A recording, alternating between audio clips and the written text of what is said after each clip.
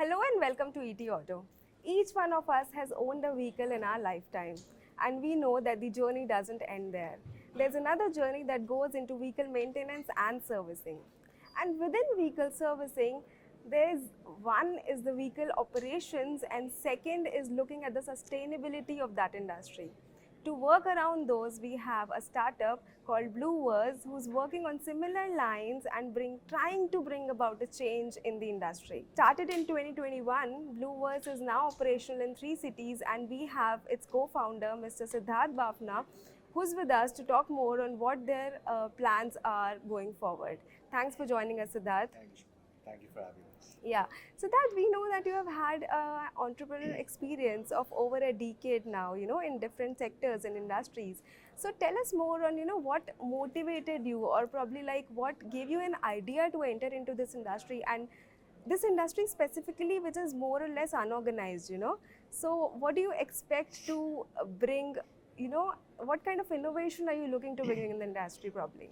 Sure, thanks so much, Randy. From a space perspective, like you rightly said, the spaces are unorganized. Vehicle washing is a daily activity which is happening at multiple tens of thousands of locations in India on a daily basis. We're aware that 80% of the vehicle population is a two-wheeler market, which is close to 240 million two-wheelers in India. That's about 18 to 19 crore two-wheelers, growing at a growth rate of 10%. And imagine these quantum of vehicles being washed on a daily basis uh, nearly is resulting in an annual consumption of 112 billion liters of groundwater. It's collectively generating a waste of more than 300,000 tons of hazardous waste. And yet, there is not technology or automation to solve for it. The processes are very, very manually dependent.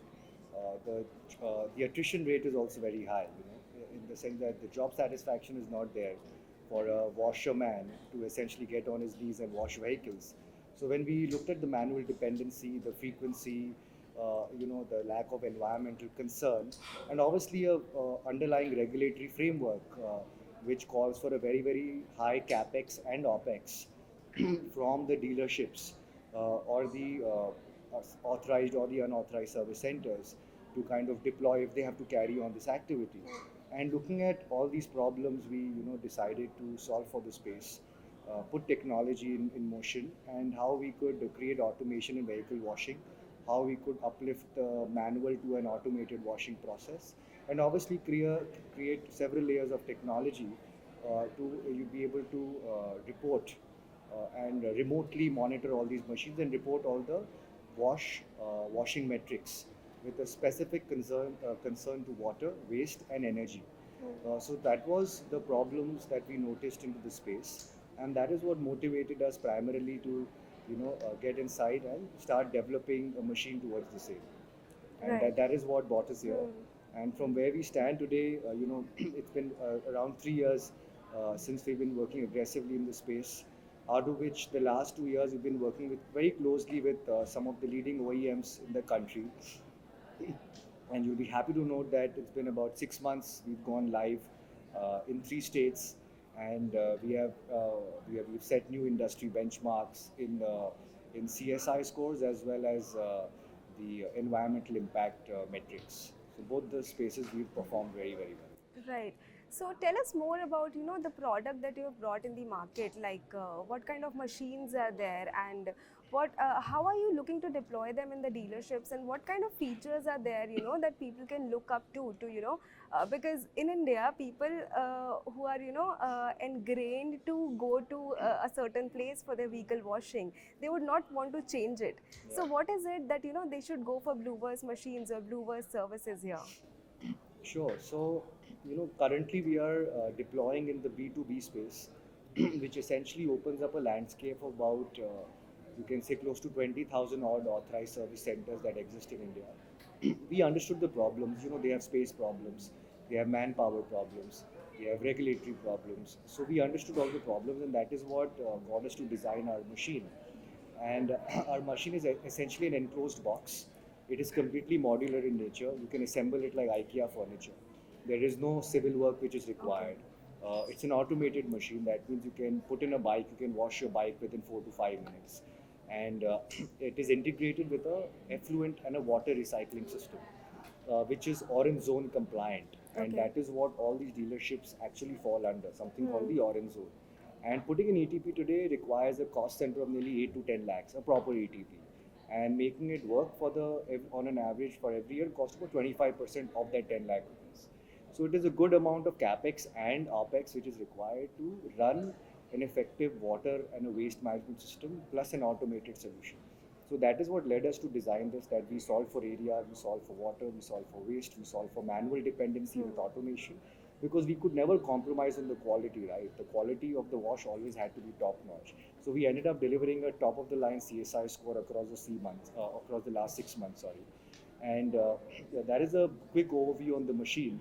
And over the last 6 months, when we've been live in these three states, our dealerships have reduced water consumption costs and consumption both by nearly 98%, which means that a dealership which was effectively calling for 30 tankers of water uh, prior to our technology is now calling for 1 tanker of water, and has reduced his water consumption from 1,50,000 liters a month to less than 5,000 liters a month, which has, yes, resulted in a lot of water consumption reduction. At the same time, also reduced his water cost from 22,000 a month to 650 rupees a month. And that has been one of, I would say, one of the largest feathers, the biggest feathers in our cap. And from a go-to-market perspective, we are not expecting the OEMs or the dealerships to put in this entire money. We've gone to market in a asset light, so-called zero capex model, wherein we go in there, we just get into a wash as a service model, wherein we charge on a per wash basis. We deploy the operator, we deploy the service network along with our machine commissioning on site with the integrated effluent and water recycling system. And we enter into these long-term contracts wherein we take over the entire washing headache. Right, you talked about the machines, they come with so many features, and I hope they do the work as interesting as it sounds coming from you. But I believe these machines would be very, capital intensive. So, are you also working on any kind of, asset light models, or probably like how are you planning to deploy them to the dealership so it's like a win-win situation for the stakeholders, the dealers, and the customers as well? And could you also talk about your go-to-market strategy a bit here? Sure, sure. No, Shwangi, that's very rightly said, because people have tried to solve for this problem in the past, and the reasons it has not been able to become a success story is because the go-to-market strategy is very, very important. The go-to-market strategy involves an asset-light model, like you rightly said. We are charging on a price per wash basis. We are not charging anything for the machine that is getting deployed on site, or the operator or the service network that backs it up. We charge on a simple price per wash model, and we take care of each and everything apart from the water and the electricity costs. Hmm. Apart from that, repair, maintenance, spares, operator, ETP chemicals, wash chemicals, all those cost centers are taken care of by us, and we deliver price per wash as an asset light model, Okay. so that the adoption is fast and we can scale with speed. That is very, very important. Okay. And one important thing that separates you, or brings you, highlights your work, is basically the sustainability part.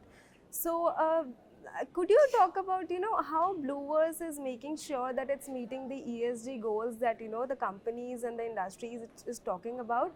It's also going to be really important from the regulatory framework. So, what are you doing to make sure you're matching those uh, like the standards? Sure. So all our machines are IoT enabled, and with IoT enabling of the machine, what happens? We've developed this entire front end layer of applications, which are talking to all the machines across all the locations, and reporting for all water, waste, and energy consumption, apart from a host of other wash metrics. And basis the recent regulatory framework. See, regulation exists for the last 2 decades, but it is very difficult to comply to regulation because of the barriers of capex and opex. As a further rider, what SEBI has done, they have really gone to quantitative and qualitative metrics rather than just qualitative and checking boxes from ESG's perspective. Now it is called for large OEMs and listed entities to actually report 75% upstream and 75% downstream. That is where our entire layer of technology comes in very handy. At the click of a button, we allow the dealerships as well as the OEMs to manage their washing business very effectively for financial as well as non-financial metrics. And from an ESG perspective, we are reporting on all the water, waste, energy metrics, like I mentioned, and that was gives a very major key differentiator. And you are doing data with so much, you are reporting data with so much of transparency that it is aiding in better business decisions and enhanced ESG score, which is going to be a very important pillar for valuing businesses going forward. It's not going to be on financials going forward only. It is Yeah. also going to be on financial as well as on the way you are doing your business, right? So that is going to play a very vital role for all companies going forward. Yeah, I think that's an important part that you highlighted. It's not only going to be the numbers and the balance sheet, but the ESG balance sheet as well. That's going to matter a lot in the years to come. So thank you for joining us today, Siddharth. It was really nice talking to you, and it's nice to know the innovations happening in a very niche space. Thank you. Thank you so much. Thank you.